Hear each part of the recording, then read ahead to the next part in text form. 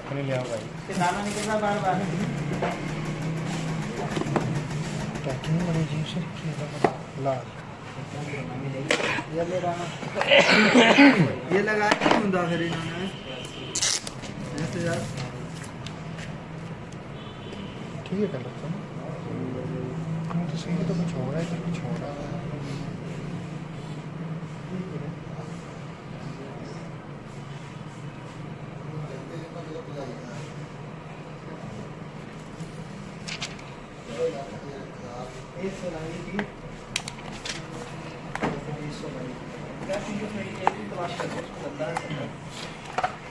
मुझे बड़ी पसंद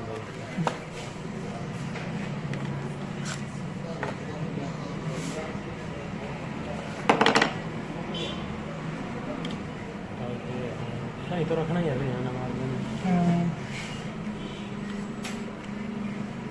थक गया।